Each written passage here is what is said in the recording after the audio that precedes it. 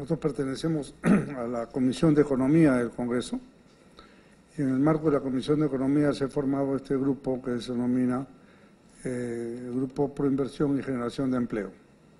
Tiene un nombre más largo que lo hemos acortado por razones de economía procesal. Entonces, en el Pleno del Congreso se generó una propuesta de interés con una moción que presentamos para crear un grupo de estudio de la materia, o sea, la regulación de fusiones, adquisiciones, acercarse quizás a una política antimonopolio.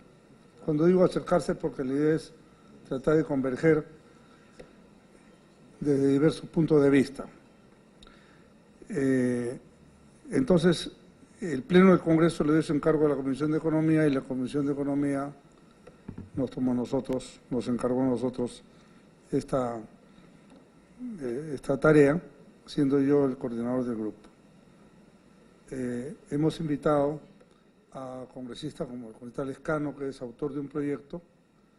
Marco Arana ha presentado otro proyecto que creo que es bastante cercano al que presentó Jaime Delgado la vez pasada y que quedó en dictamen pero no avanzó más. Y entonces el objetivo de esta reunión, que será la primera de otras en que pueden venir otras personas, etcétera, es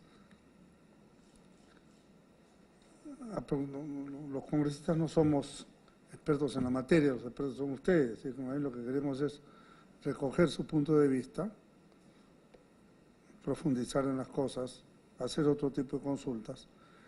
Y tal como nos ha sugerido el señor Crucelegui de UNTA, que vino la semana pasada por acá y que sacó una nota ayer en República, no sé si ustedes la vieron, ayer él sugería cualquier política antimonopolio o de regulación de fusiones o adquisiciones debe hacerse en la medida posible concertadamente, ¿no?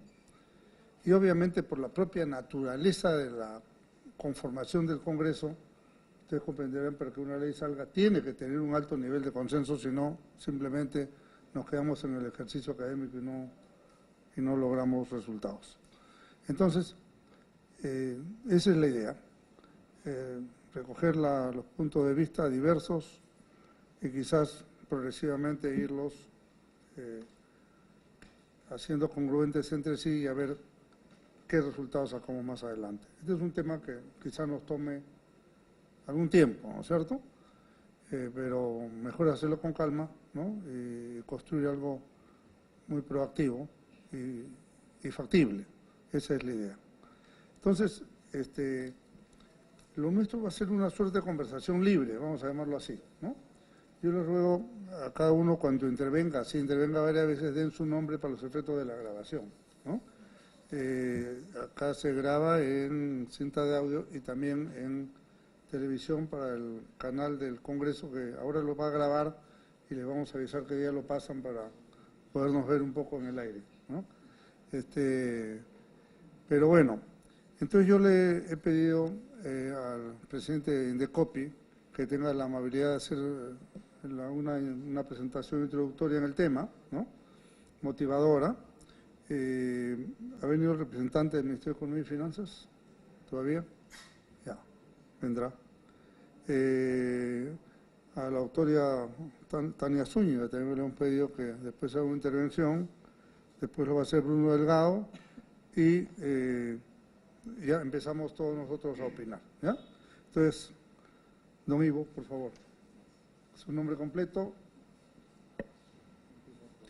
Buenas tardes, señor congresista del Castillo, señor congresista Lescano.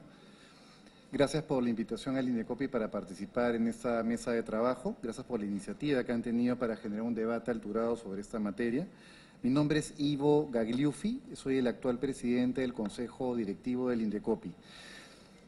Quiero resumir la posición del Indecopi para poder iniciar el diálogo en la mesa, ¿no? El Indecopi, como organismo técnico, ha considerado conveniente al emitir opinión sobre estos proyectos de ley de exponer a los congresistas cuáles son las posiciones a favor y las posiciones en contra de este tipo de legislación, porque es finalmente el Congreso de la República, en todo caso, el que va a impulsar y eventualmente discutir y decidir sobre esta materia. Y por eso es bueno que tengan todos los elementos de juicio al respecto.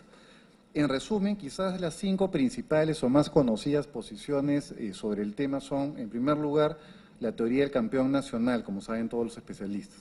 En lo que es el campeón nacional, la posición en contra de la creación o la aprobación de este tipo de ley, lo que establece es que se debe promover que las empresas nacionales o grupos económicos nacionales puedan fusionarse de tal manera que fortalezcan su posición y estén más preparadas para poder competir contra empresas internacionales o transnacionales extranjeras. Esa es la posición en líneas generales. La posición a favor de este tema es que en el Perú, en algunos casos, ya existen o existirían campeones nacionales y que, por lo tanto, ya no sería necesario dar un tiempo adicional para que ellos continúen este fortalecimiento económico. Esa es la primera discusión que se plantea por lo general. La segunda discusión está vinculada con el tamaño de la economía peruana, ¿no? Las posiciones en contra de esta normativa lo que establecen es que la economía peruana todavía es pequeña y que la aprobación de este tipo de legislación lo que generaría es una afectación, en líneas generales, al aprovechamiento de las economías de escala y que por lo tanto sería ineficiente la aprobación de este tipo de normativa. Las posiciones a favor consideran de que ello no es sustentable en la medida en que la economía peruana ha crecido por un lado y por otro lado en el sentido que este tipo de normativa, por el contrario, generaría eficiencias en la medida en que promueve la rivalidad competitiva entre los actores o agentes económicos. Tercera discusión que se plantea en la práctica está vinculada con la naturaleza de los mecanismos de control ex ante o ex post. Las posiciones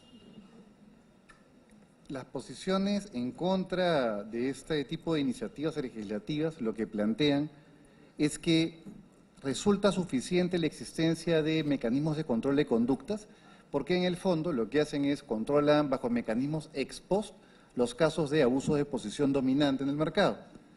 Las posiciones a favor de este tipo de normativa lo que dicen es que la implementación de este tipo de control de estructuras no son excluyentes a los controles de conductas, sino que serían complementarios y que por lo tanto podría ser útil también evitar la existencia de posiciones dominantes lo suficientemente elevadas como para que haya impactos a nivel de precios y de exclusión de competidores aguas arriba o eventualmente aguas abajo. La cuarta posición y penúltima de las que quería comentar a los equipos de especialistas es el tema del efecto negativo contra inversiones. Los especialistas o las posiciones en contra de este tipo de normativa de control de fusiones lo que indican es que la creación de este tipo de control de estructuras generaría desincentivos a los inversionistas en la práctica. ¿Por qué? Porque implican, por un lado, un costo mayor a la inversión y, por otro lado, implicarían también un nivel determinado de incertidumbre sobre la viabilidad de la operación y los términos en los que la quieren llevar. Por el contrario, los equipos o las personas que están a favor de este tipo de normativa, lo que indican es que esta normativa, por el contrario, genera más certidumbre, para los inversionistas porque les permite tener claro cuál va a ser la cancha en la cual van a jugar y por otro lado también se alega que los inversionistas, especialmente los extranjeros, están de una otra manera acostumbrados a este tipo de control de estructuras. Por último, y no necesariamente menos importante, es el tema vinculado con el uso eficiente del gasto público. Las personas que están en contra de este tipo de normativa lo que alegan es que podría ser, están utilizado indebidamente el presupuesto público para una normativa que en la práctica, en legislación comparada, lo que ha implicado es que más o menos el 1 al 2% únicamente de las fusiones son desaprobadas en el mundo y que por lo tanto no sería eficiente invertir en un aparato estatal o en un equipo en el Estado encargado de controlar y desaprobar fusiones solo a ese nivel de 2% y permitir la aprobación del 98% restante. Es un tema de eficiencias en el uso del gasto público. Por el contrario, las personas que están a favor de este tipo de normativa lo que indica es que bien vale la pena el uso de estos recursos en la medida en que es una correcta señal de control previo de los mercados.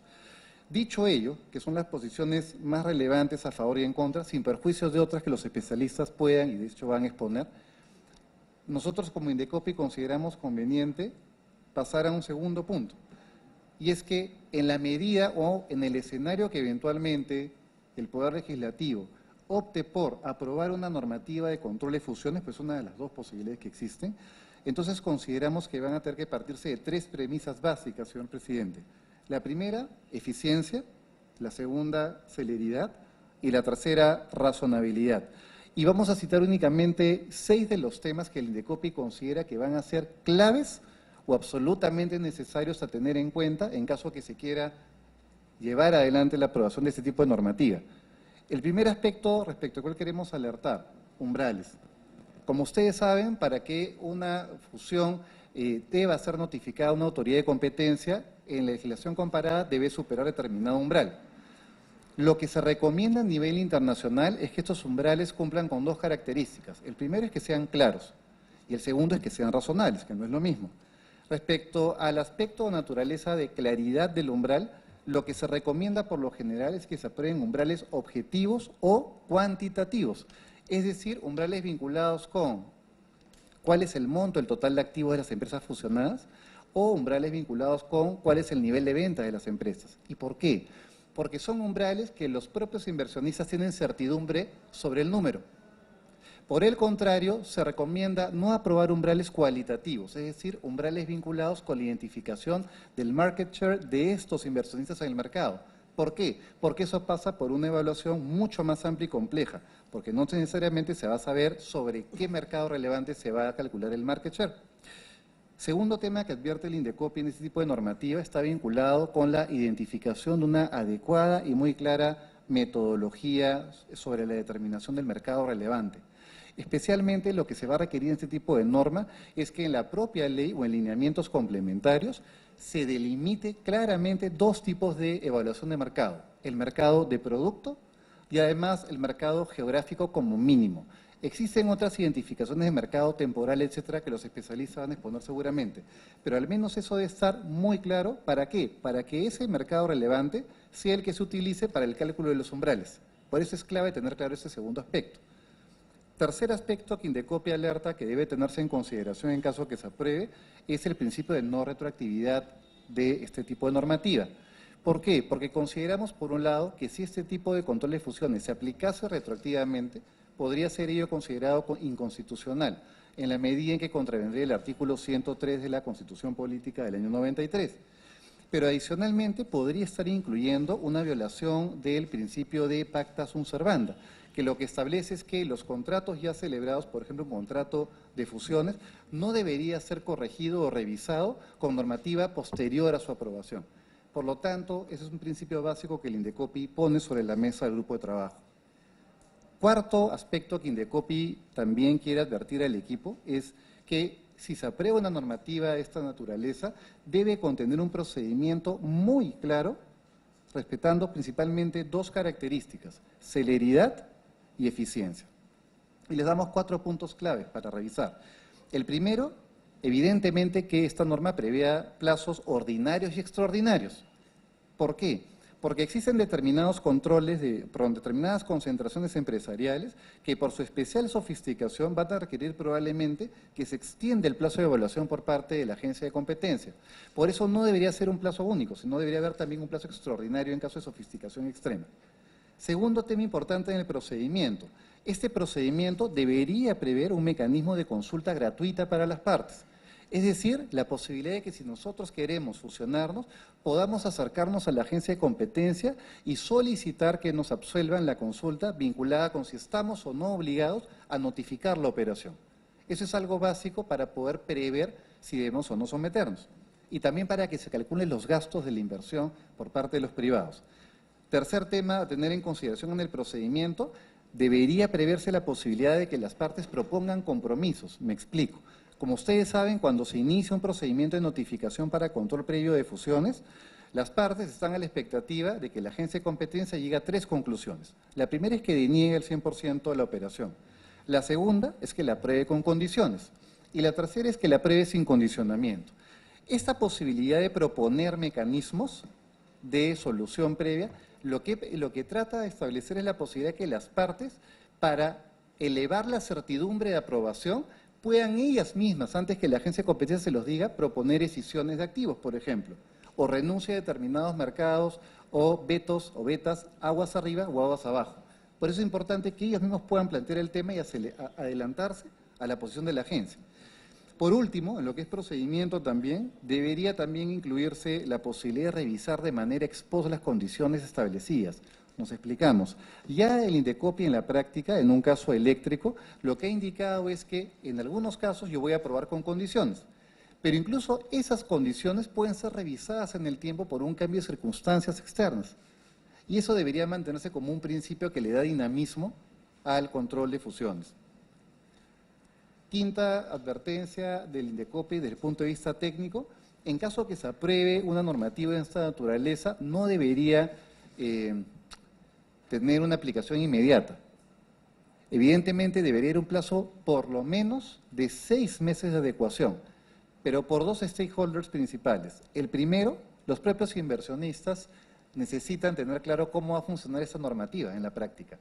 Y eso necesita definitivamente un tiempo prudencial para poder adecuar las inversiones al ingreso o a la vigencia de esta normativa en el Perú. Pero el segundo, para la agencia de competencia, señor presidente. ¿Por qué? Porque la agencia de competencia va a requerir un plazo de capacitación e implementación de la normativa. Hay un tema muy importante, y es el último que queremos plantear, que está vinculado con los costos asociados a la iniciativa legislativa. El Indecopi advierte de que la eventual aprobación de este tipo de normativa va a generar un gasto nuevo o va a aumentar los gastos en el Estado, en el presupuesto estatal, en la medida en que, en primer lugar, se va a requerir un equipo especializado para poder encargarse de este tema. Queremos ser muy transparentes. Si bien el Indecopi actualmente cuenta con una comisión de libre competencia, y me acompaña el secretario técnico, y adicionalmente cuenta con una sala de defensa de la competencia, estos órganos funcionales están dedicados casi al 100% a control de conductas. El tema del control de fusión está vinculado con control de estructuras y es un know-how bastante distinto. No hay que caer en la falacia de que el hecho de que el Indecopi actualmente ya revise control de estructuras para el sector eléctrico implique que estamos en la capacidad de atender inmediatamente esta iniciativa. No es así, por dos aspectos principales. El primero, porque si se aplica esta iniciativa, se deja de ver eléctrico únicamente y pasa a ser una iniciativa transversal para todos los mercados. Y cada mercado tiene sus propias características y estructuras que vamos nosotros a tener que aprender y a estudiar. Indecopi va a tener un reto muy alto. Y esa capacitación, además, va a requerir recursos humanos, pero también nuevos recursos económicos, tanto para atender esos recursos humanos, pero también como para involucrarnos en programas de capacitación que tienen un costo. Una capacitación de este tipo tendría que ser financiada probablemente por el Banco Mundial. Los financiamientos vinculados con capacitaciones de control de estructuras están alrededor de $500.000. Lo que calcula el Indecopi vinculado con la creación de esta nueva comisión que tendría que ver, o esta secretaría que tendría que ver estos temas, estarían alrededor de 5 millones de soles anuales.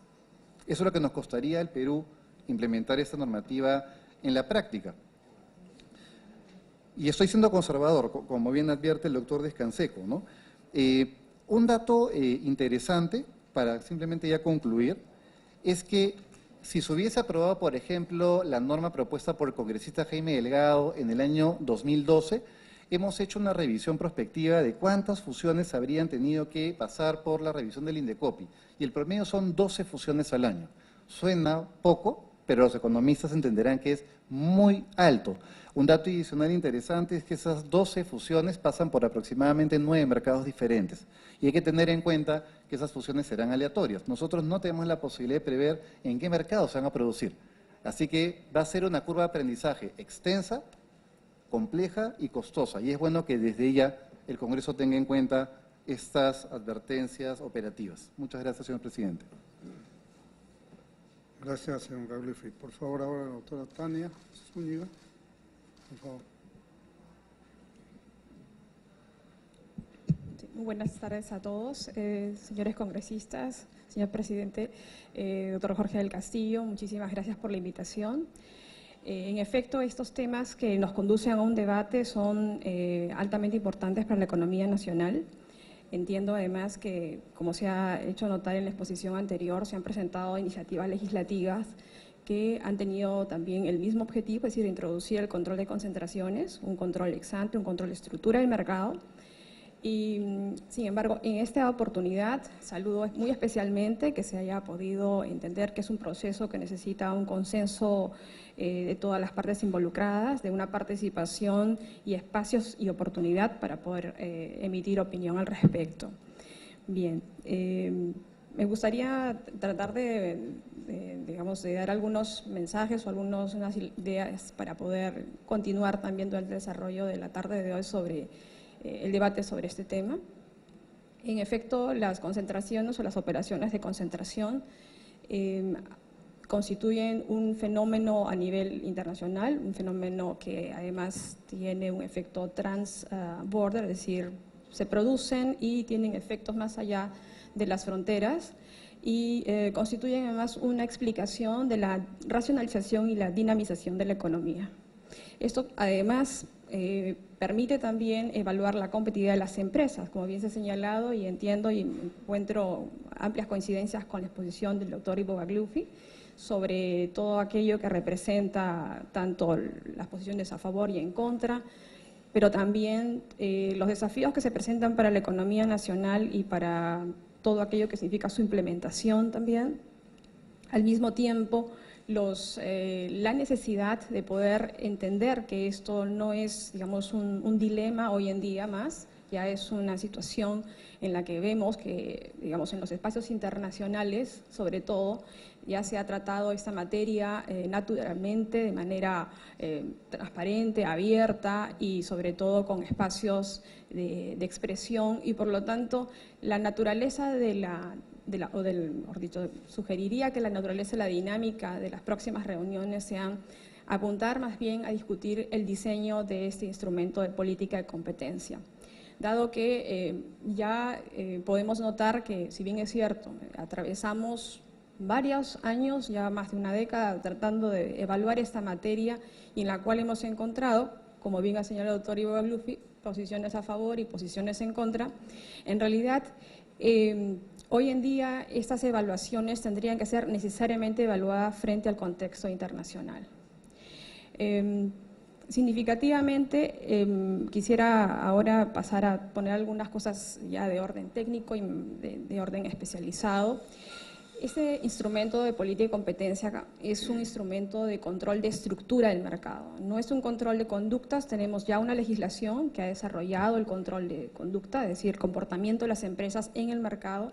Y este es un instrumento distinto, es un instrumento que va a evaluar las modificaciones, los efectos de las modificaciones en el mercado a partir de las adquisiciones de empresas y que en algunos casos, no en todos los casos, muy bien, se evaluarán estas concentraciones a través del procedimiento administrativo que estará a cargo de la Autoridad de Competencia, el INDECOPI.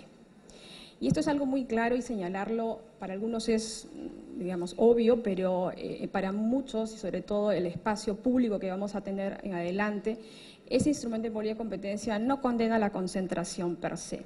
Algo muy importante señalarlo porque hemos atravesado también diversas oportunidades de intercambio a nivel académico, a nivel, digamos, también de la presentación de diversos espacios en general. Legislativo, por supuesto. Entiéndase que este es un instrumento que va a abordar solo aquellas concentraciones, operaciones de concentración que pueden tener, o sea, de cierta envergadura, y para ello es importante definir el umbral, que van a tener un efecto significativo en el proceso competitivo. Por supuesto que estos son, digamos, son conceptos que tienen que ser diseñados adecuadamente, no solamente en la ley propiamente dicha, habrá que regularla, tener que diseñar también lineamientos, como se ha hecho en otras jurisdicciones, para poder dar también una seguridad y transparencia del procedimiento administrativo. La autoridad de competencia no solamente es la autoridad en materia, digamos, de evaluación para lo que serán las evaluaciones de concentración, sino también que es parte de la administración pública, es el Estado, que tiene un rol que cumplir frente al desarrollo económico nacional. Y por ese motivo hay que brindar todas las oportunidades, tanto de transparencia, objetividad y, desde luego, también la debida capacitación para el personal. Entiendo además también, por otro lado, que siendo un instrumento de evaluación de estructura de mercado, las operaciones de concentración o se puede entender con, digamos, grosso modo, crean o fortalecen una posición de dominio, que es distinto al abuso de posición dominante. El abuso de posición dominante se evalúa en el control de conductas, en un control que ya tenemos en el país. Lo que tenemos actualmente frente a una evaluación y al diseño mismo es evaluar las operaciones, los efectos que tienen estas operaciones en el mercado. Hoy en día, digamos, estamos hablando en fines del 2016 y entrando ya casi al 2017, tenemos que advertir también la necesidad de un reconocimiento de la convergencia normativa. ¿Qué significa convergencia normativa? A nivel mundial, muy bien, esto es un instrumento que se aplica en otras jurisdicciones. Número uno. Número dos, que las operaciones de concentración pueden tener lugar, digamos, el registro o el inicio de un procedimiento administrativo ante las autoridades de competencia pueden darse en varias jurisdicciones, como pasa en América Latina, pero también en otras latitudes. Y esto supone que se tiene que lograr una mayor seguridad frente a la necesidad de evaluar operaciones de orden privado. Sabemos bien que la operación se desarrolla